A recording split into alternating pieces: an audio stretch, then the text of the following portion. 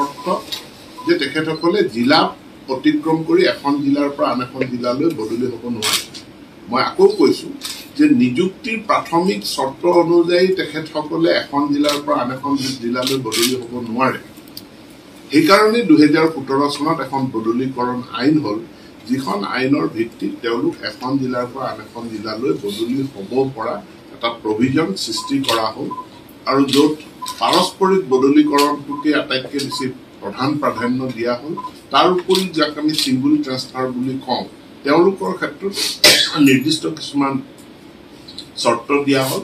অৰ্থাৎ যিসকল শিক্ষক শিক্ষয়িত্ৰীয়ে 10 বছৰ সম্পূৰ্ণ কৰিছে, তেনে শিক্ষক শিক্ষয়িত্ৰীয়ে অগ্ৰাধিকাৰ ভিত্তিত বদলি হ'ব পাৰিব।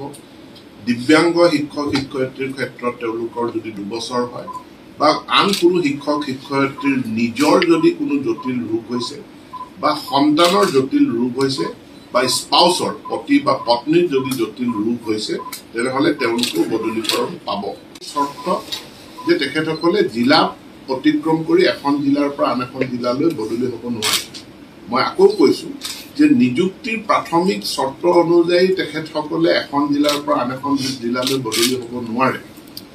সেইকাৰণে 2017 চনত এখন বদলীকৰণ আইন হ'ল, যিখন আইনৰ ভিত্তিত তেওঁলোক এখন জিলাৰ পৰা আন এখন জিলালৈ বদলি হ'ব পৰা এটা প্ৰভিজন সৃষ্টি কৰা হ'ল, আৰু য'ত পাৰস্পৰিক বদলীকৰণটোকে আটাইতকৈ বেছি প্ৰধান প্ৰাধান্য দিয়া হ'ল। তাৰ উপৰি যাক আমি ছিংগুল ট্ৰান্সফাৰ বুলি কওঁ, তেওঁলোকৰ ক্ষেত্ৰত নিৰ্দিষ্ট কিছুমান চৰ্ত দিয়া হ'ল। অৰ্থাৎ যিসকল শিক্ষক শিক্ষয়িত্ৰীয়ে 10 বছৰ সম্পূৰ্ণ কৰিছে, তেনে শিক্ষক শিক্ষয়িত্ৰীয়ে অগ্ৰাধিকাৰ ভিত্তিত বদলি হ'ব পাৰিব। দিব্যাংগ শিক্ষক শিক্ষয়িত্ৰীৰ ক্ষেত্ৰত তেওঁলোকৰ যদি 2 বছৰ হয়, বা আন কোনো শিক্ষক শিক্ষয়িত্ৰীৰ নিজৰ যদি কোনো জটিল ৰোগ হৈছে, বা সন্তানৰ জটিল ৰোগ হৈছে, বা স্পাউচৰ পতি বা পত্নীৰ যদি জটিল ৰোগ হৈছে, তেনেহ'লে তেওঁলোকেও বদলীকৰণ